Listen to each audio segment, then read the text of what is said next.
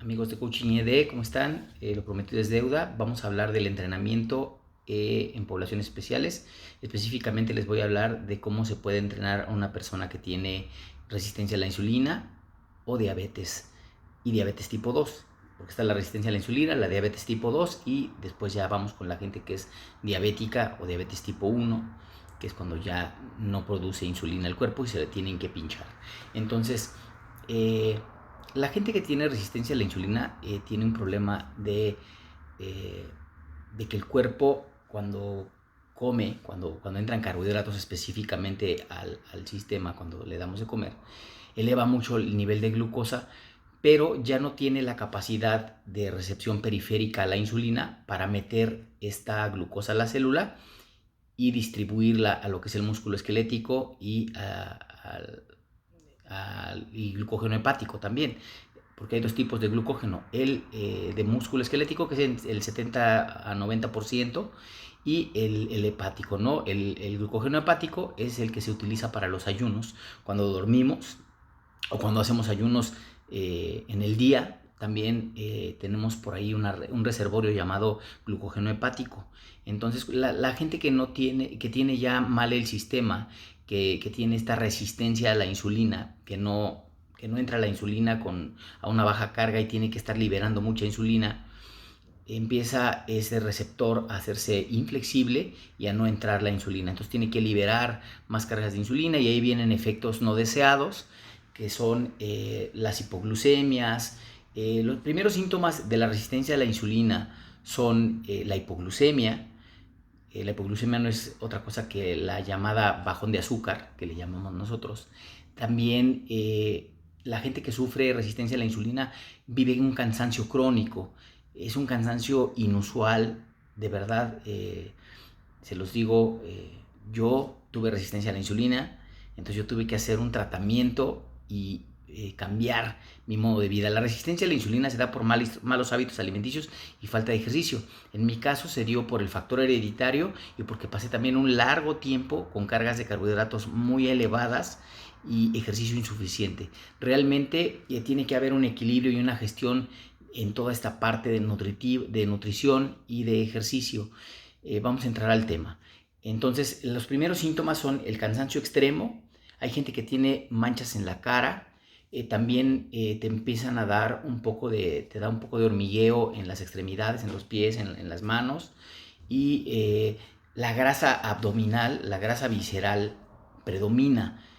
Hay mucha gente que no se da cuenta hasta que después hace un programa de entrenamiento, tal vez dejó de hacer mucho tiempo y estuvo comiendo muy mal y regresa al ejercicio y resulta que no puede bajar de peso y no puede bajar de peso.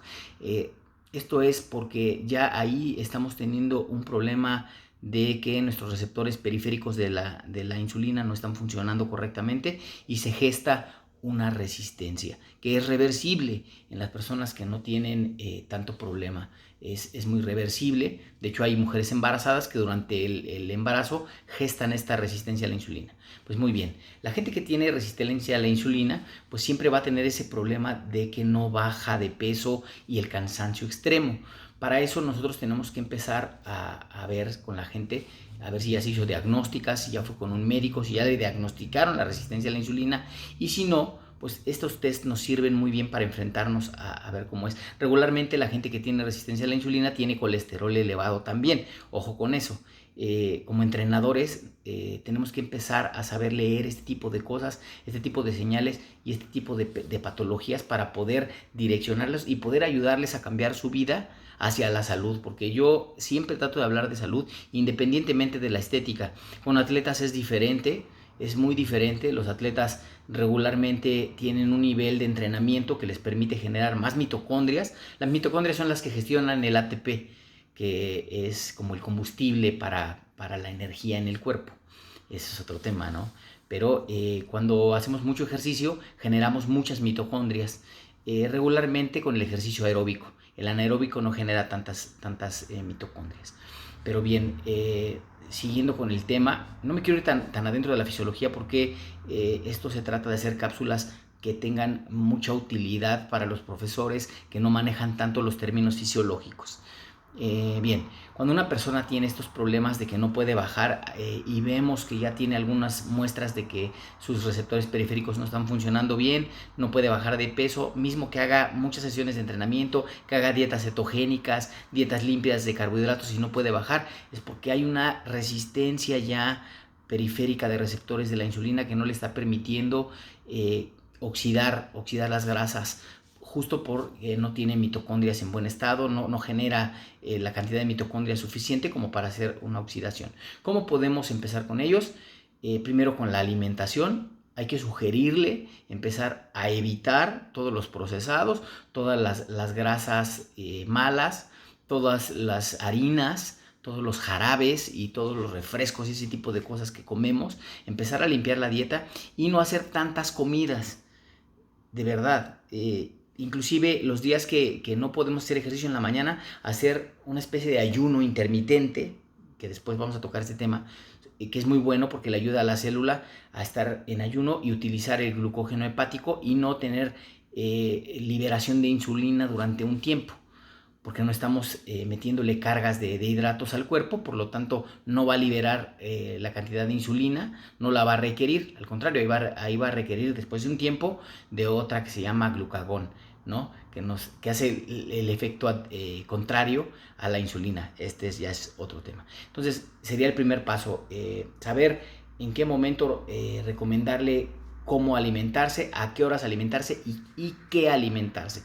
Porque la alimentación para estas personas tiene que ser una alimentación muy balanceada y en porciones muy pequeñas. Cuando son personas que ya están diagnosticadas y que tienen medicamentos como la metformina, es más fácil porque la metformina le ayuda a la glucosa a repartirse, a hacer más eficiente su entrada a la célula sin la liberación de la insulina tan elevada.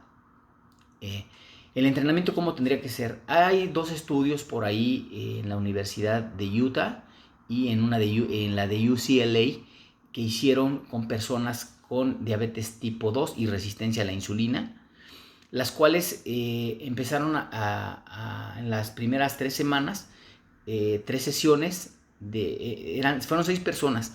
3 personas hacían cardiovascular de larga duración y otras 6 personas hacían entrenamiento anaeróbico. Unos hacían aeróbico, otros hacían anaeróbico. Ya saben que el anaeróbico es ejercicio donde predomina el oxígeno, el anaeróbico es con mucho menos oxígeno. Entonces, finalmente, las personas que hicieron el entrenamiento con menos oxígeno o con menos oxigenación tuvieron mucho mejores resultados en su liberación de insulina, bajaron su resistencia a la insulina, tuvieron mejores resultados haciendo ejercicios de fuerza, haciendo ejercicios con menos oxígeno, e inclusive empezaron a meter ejercicios de corta duración y alta intensidad. Entonces, con base a estos estudios, yo a la práctica pude ver que efectivamente tienen mejores resultados, pero es importante saber a quién le vamos a prescribir este tipo de entrenamiento.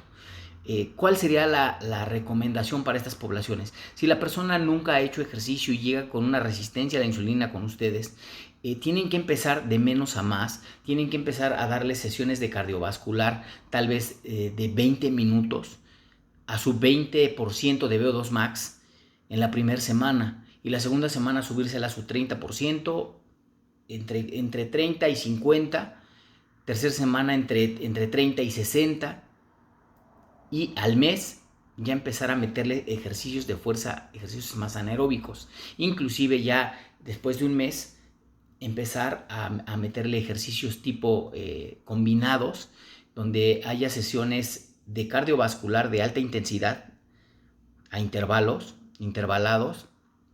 intermitentes o intermitencias. Y también podríamos meterles métodos HIIT, que son ejercicios o entrenamientos de muy corta duración y muy alta intensidad.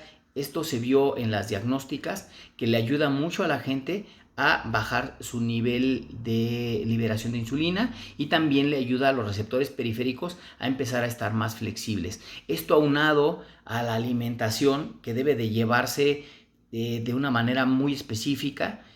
Para las personas que tienen resistencia a la insulina les conviene hacer dietas cetogénicas y también ayunos intermitentes, que es un tema aparte para saber cómo manejarlo, porque también es un tema delicado, hay que saber cuántos días, al inicio cuántos se tienen que hacer, cuántos no.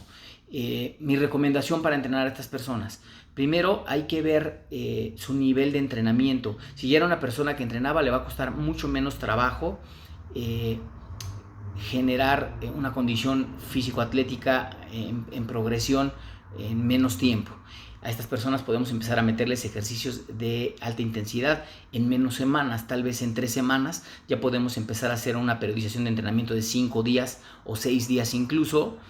Para un principiante que tiene este tipo de patología, tendríamos que empezar a cuidarle más su alimentación y que el entrenamiento aeróbico sea indispensable, porque a estas personas urge que le empecemos a hacer mitocondrias de alta calidad.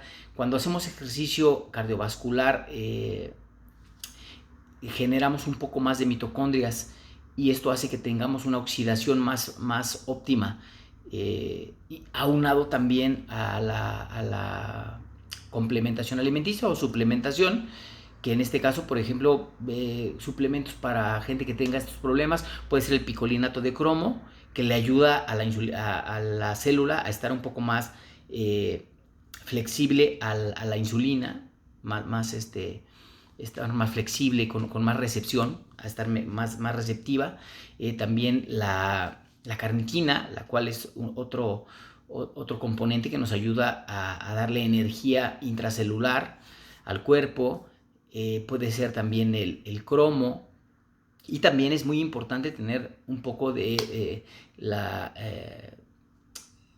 probióticos, meter probióticos para que la flora intestinal y nuestro funcionamiento a nivel intestinal sea mejor. Está comprobado que también el tener una macrobiota sana puede tener buenos resultados en la resistencia a la insulina. Entonces, periodizando.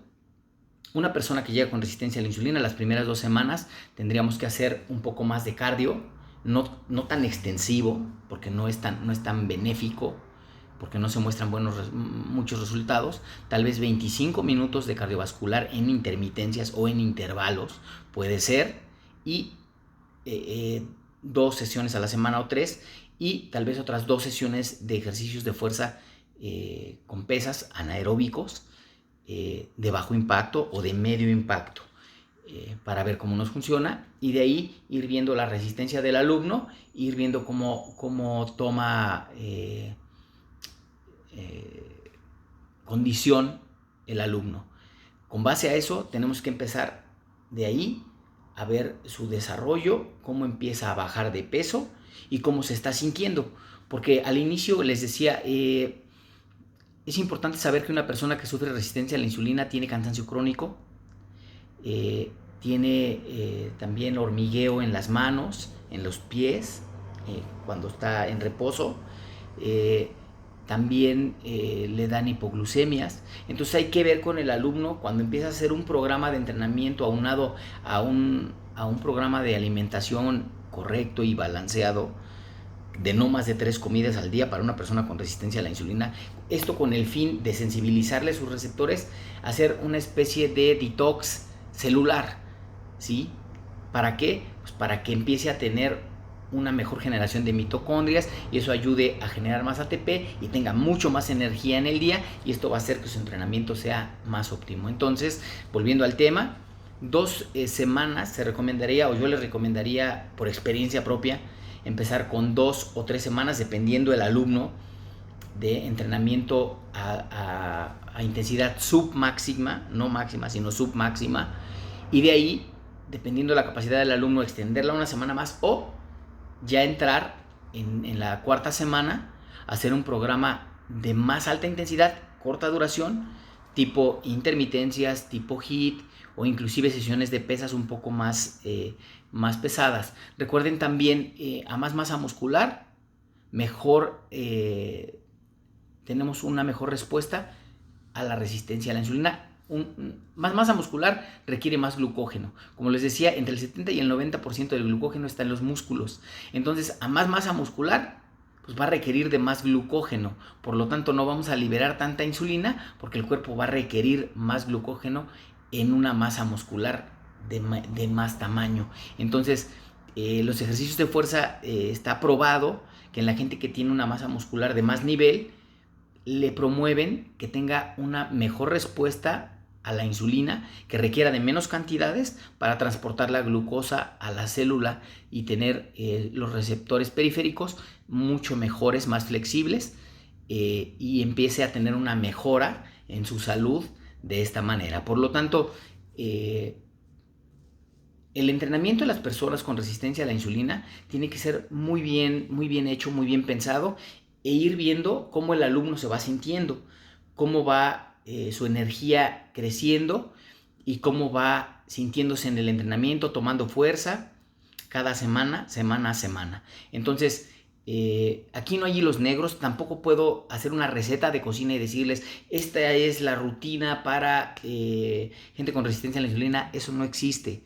Un buen entrenador tiene que ser muy observador de su gente y ver cómo va en progresión la gente. Cuando le dice, ya no me siento tan cansado, ya aguanto más repeticiones, inclusive en el cardio mis intervalos son ahora más extensos, ya no son de 30 segundos como me los ponías, sino de 1 minuto, de 1 a 1. Entonces ya podemos ver que nuestro alumno empieza a mejorar.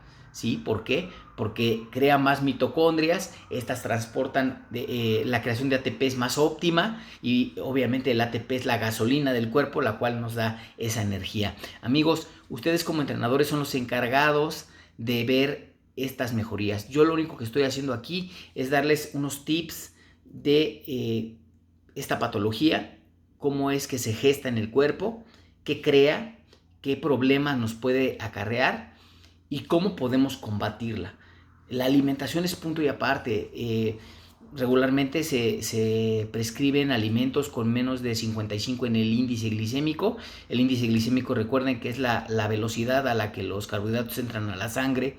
Entonces hay que tratar de direccionar a la gente correctamente. Después vamos a hablar un poco de las dietas o de la alimentación en gente de este tipo de población.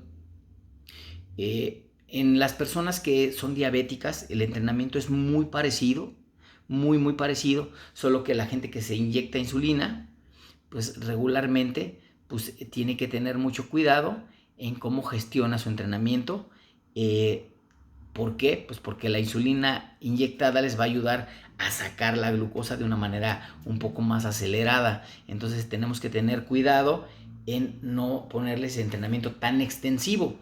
También la gente que tiene diabetes tiene que hacer entrenamientos cortos a intensidades submáximas y no de larga duración.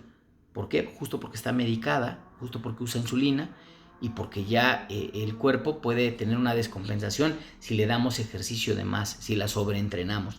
Puede ser no tan bueno para una persona que ya maneja insulina. Entonces, nosotros podemos mejorarle mucho la salud a la gente, podemos volverla a tener una vida normal dentro de lo que cabe con estas patologías. Y a la gente que tiene resistencia a la insulina le podemos inclusive quitar esa parte de resistencia a la insulina. Ojo, una persona que tiene resistencia a la insulina es completamente reversible. Está comprobado que una persona que hace ejercicio, que tiene buenos hábitos, puede ya después tener sus niveles de glucosa en sangre en ayunas de hasta 75, 80, que es un nivel bastante bueno en ayunas, sin tener sobrepeso. Ojo, el sobrepeso es una muestra o es uno de los síntomas también de resistencia a la insulina, que después de tener una resistencia a la insulina y no cuidárnosla, si no hacemos ejercicio, podemos ir a una diabetes tipo 2 y después de ahí a una diabetes tipo 1 o ya a inyectarnos insulina porque el cuerpo ya no la genera. Amigos, espero que los tips les sirvan. Recuerden, la gente que tiene resistencia a la insulina, que tiene diabetes, no puede entrenar o no debe de entrenar, no debe hacer entrenamientos tan extensivos inicialmente. La gente que tiene resistencia a la insulina, una vez que sus diagnósticos nos digan que están bien, ya podemos empezar a jugar con su entrenamiento. Inclusive ya podemos hacer algo de hipertrofia, con mucho cuidado, porque recuerden que la gente que tiene resistencia a la insulina no puede no puede activar rutas metabólicas como la mTOR tan pronto por cuidado, para no tener después complicaciones de volver a una resistencia a la insulina por una mala gestión del entrenamiento y la comida. Entonces lo ideal es tener entrenamientos cortos, de corta duración, de alta intensidad, y hay muchos métodos: intervalos, intermitencias, métodos HIIT, Tabata. Ustedes son los profesionales en esto y ustedes son los que deciden cuánto tiempo mínimo. A una persona que tiene una patología de este tipo, para ver un resultado tienen que ser mínimo 3 meses y volverlo a mandar a hacerse una diagnóstica para ver qué nos dicen sus niveles de colesterol, de insulina y de glucosa en ayunas, y ahí tomar decisiones estratégicas para la siguiente fase. Amigos, les vuelvo a repetir, estos no son talleres, son solamente cápsulas donde damos algunos consejos. Esperamos haberles aportado algo. Cualquier duda pueden escribirme. Página de Facebook Coaching ED, igual que en Instagram Coaching EDT. Mi nombre es Enrique Delgado.